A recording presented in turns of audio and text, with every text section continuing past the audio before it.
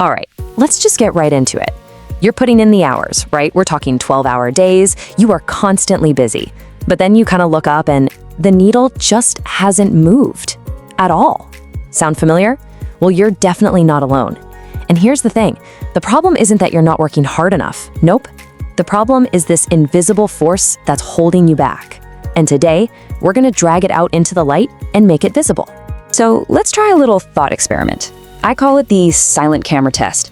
Just imagine for a second, I've got a video recording of your last 48 hours at work. But here's the catch. The sound is completely off. What would I see? Seriously, would I see someone executing a super clear plan, a high performer in action? Or would I just see a person staring at a screen? The answer to that question, believe me, it reveals everything. And that silent video, it almost always points to the first huge problem, what I call the vague goal trap. See, it shows us that the real issue isn't about effort. It's about a critical, and I mean critical, lack of clarity. We just get stuck spinning our wheels because the instructions we're giving ourselves, they're just too blurry to actually follow. You know, the funny thing is how we do this to ourselves. We hide behind these big, kind of sexy buzzwords, right? Words like productivity, discipline, growth. They feel so productive to say, to write down in our journals. But let's be real for a second. The hard truth is, improving is not a strategy. It's an attempt to manage a feeling instead of managing an actual function in your business. And this right here, this slide gets right to the heart of that disconnect. We say we want accountability. Okay, great. But what does that actually look like on a Tuesday at 2 p.m.? We say we need more discipline, but how would that silent camera of yours prove it? See, if you can't define the specific observable action, what you can actually see someone doing, then you just can't manage it, period. Let me tell you a quick story about this. I was working with this solar sales company a while back. They were making great money, but they just could not develop any real leadership. So what did they do? They had this big, fancy offsite retreat. They came up with these amazing core values, these pillars, integrity, accountability. They spent 2 whole days agreeing on them, got back to the office, and nothing. Literally, absolutely nothing changed. And why? Why did nothing change? Well, because their definition of accountability was just this, a vague feeling, a sense of responsibility. It was an idea, a mood. It wasn't an action. So everyone just went back to their desks, they had a nice new poster on the wall, and the exact same old habits. And this is where it all clicked. The huge breakthrough came when the founder finally translated that vague concept into a concrete command. Accountability stopped being a feeling, and it became send this specific report every single Friday at 5 p.m. All of a sudden, it was observable, it was measurable, it was totally non-negotiable. And guess what? That's when the business really started to scale.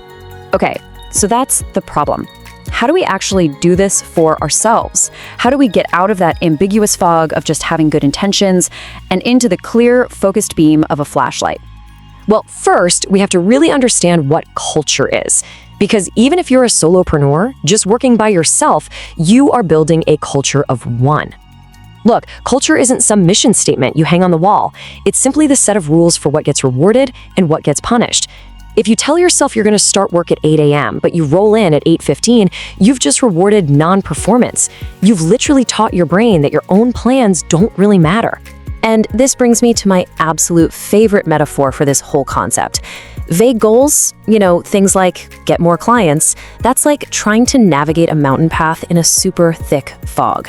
You can't see a thing, you're moving so slowly, and honestly, you're terrified of falling off a cliff.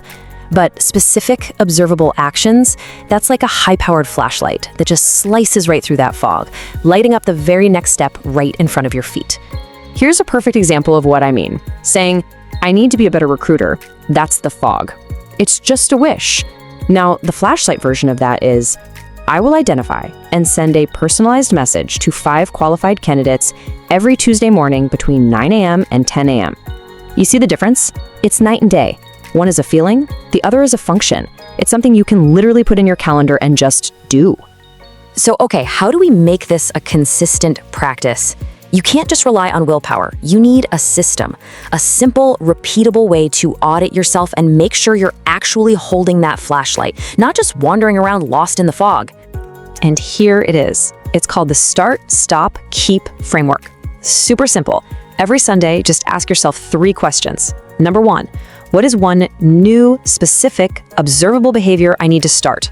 Something like send 5 personalized outreach messages before 10 a.m. Number 2, what is one distracting behavior I need to stop? For instance, checking social media before my most important task is done. And finally, number 3, what is one effective behavior that's working, that I need to keep doing, and maybe even reward myself for? And that last part is so important. Because listen, if you don't build in real consequences, both good ones and bad ones, for these behaviors, then you don't really have a culture of execution. You just have a very nice looking to-do list. You have a list of wishes. All right, this brings us to our final and maybe the most important piece of this whole puzzle, because even with the clearest flashlight in the world, you're still going to hit storms. So this is about the mindset that lets you weather them. I call it the durability strategy. Here's a massive perspective shift for you. We always think the hard part of business is, the long hours or the difficult tasks, but it's not. The truly hard part, the part where almost everyone gives up, is just enduring the psychological discomfort of not knowing what the heck to do next. Think about it. When most people hit that wall of uncertainty, what's their first instinct? They panic. They think the strategy is broken, so they jump to a new idea, a new business, a new path. And why do they do that? Because starting something new feels safe. You're back at level 1 where all the steps are clear again.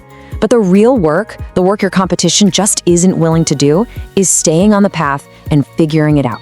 So if you take one thing away from this, let it be this. You don't need a better idea. You don't need more luck. You definitely don't need another 12-hour day filled with vague improvements. You just need to be more durable. You need to develop the willingness to endure that feeling of uncertainty for longer than anyone else is willing to. So I'm going to leave you with this question to really think about. The next time you feel stuck, the next time you feel like you're failing, just ask yourself this. Are you actually failing? Or are you just in that messy, uncomfortable, but totally necessary part of the story where you're figuring it out? Because that's where all the real progress is made.